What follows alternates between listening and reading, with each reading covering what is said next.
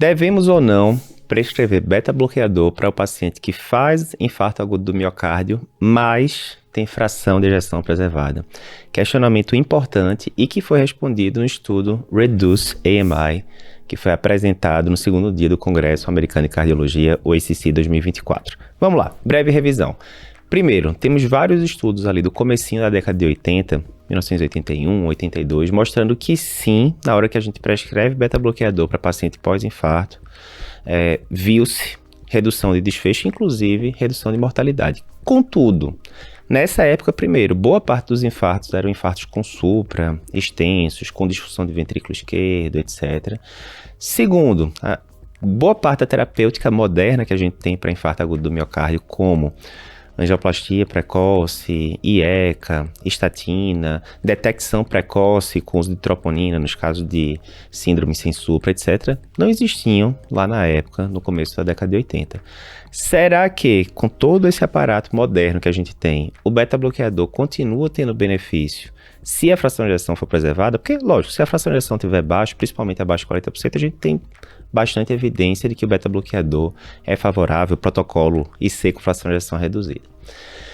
Esse questionamento foi levantado principalmente depois de uma meta-análise que foi publicada 10 anos atrás, em que mostrava que na hora que você avaliava o uso de beta-bloqueador ali ao longo de várias décadas, na época mais moderna, pós-reperfusão, ele já não tinha impacto sobre a mortalidade. E aí ficou-se esse questionamento. Nos dias de hoje, usar ou não usar beta-bloqueador pós-infarto, se fração de ejeção preservada? Entre o estudo REDUCE-AMI, e o que é que ele avaliou?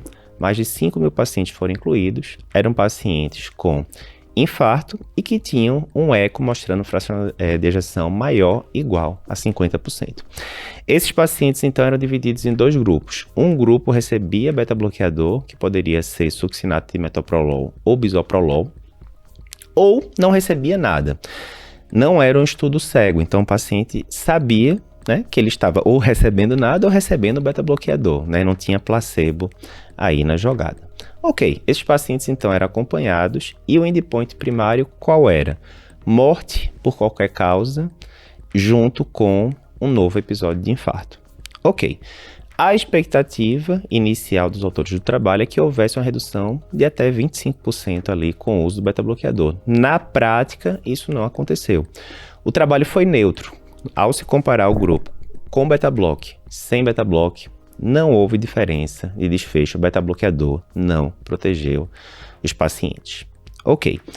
Assim que o trabalho foi publicado, né, saiu no New England, discussão lá no Congresso, redes sociais, etc. A maior parte do pessoal, não. Trabalho que com esse daqui já muda a prática clínica e podemos parar de prescrever beta-bloqueador para os nossos pacientes a partir desse trabalho. No editorial do New England, o Gabriel Stagg, né, que escreveu o editorial, ele já foi um pouco mais conservador. Ele citou alguns dados, como por exemplo, primeiro, será que o trabalho não foi otimista demais em pensar numa redução de desfecho de 25%? Será que se tivesse sido um pouco mais conservador, talvez uma redução de 10%, 15%, será que não teria sido positivo? Segundo, como o trabalho não era cego, né, como o paciente sabia o que ele estava usando, isso pode induzir alguns tipos de vieses. Inclusive ele cita, né, que dos pacientes que estavam no grupo do beta-bloqueador após um segmento de 1 ano, 18% desses pacientes já não estavam usando mais a medicação. E no grupo que não era para estar usando nada, inclusive era falado para o paciente, olha, você não entrou no grupo do beta-bloqueador e evite usar essa medicação. Depois de 1 ano, 14% dos pacientes estavam usando a medicação, o que mostra que teve um crossover, né, que a gente chama um cruzamento, o paciente saindo de um grupo para o outro, em uma taxa não desprezível. Além disso, a taxa de eventos que tinha sido prevista de ser observada no trial, na prática terminou sendo bem menor do que o esperado, o que diminui o poder do estudo. O Gabriel Stagg, então, no editorial fala, olha, me parece prudente a gente esperar um pouco, ainda não mudar totalmente a conduta por causa disso, até porque estão vindo aí mais vários trabalhos, 3 deles inclusive sendo lançados, concluídos e talvez apresentados ainda em 2024, eles sugeriam uma conduta ali mais conservadora esperando esses novos trials. Independentemente, É um trabalho importantíssimo, certamente vai entrar nos próximos guidelines aí de síndrome coronariana aguda.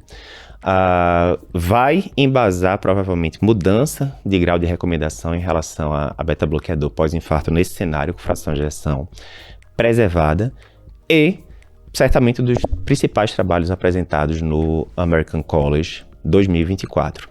Esse trabalho traz mais segurança, respondendo uma pergunta que, mais uma vez, a gente não tinha tantos dados modernos sobre esse assunto. O que? Se você pegou, por exemplo, um paciente com infarto de baixo risco, fração de ejeção de 55%, o paciente não está com sintomas de insuficiência cardíaca, evoluiu super bem, revascularizou precocemente, você poderia, baseado nesse trabalho, considerar, olha, vou mandar esse paciente de alta com estatina, aspirina, dupla antiagregação, o pacote normal, mas me sinto confortável em retirar esse beta-bloqueador, por exemplo, ou não começar até esse beta-bloqueador baseado nesse trabalho Reduce AMI.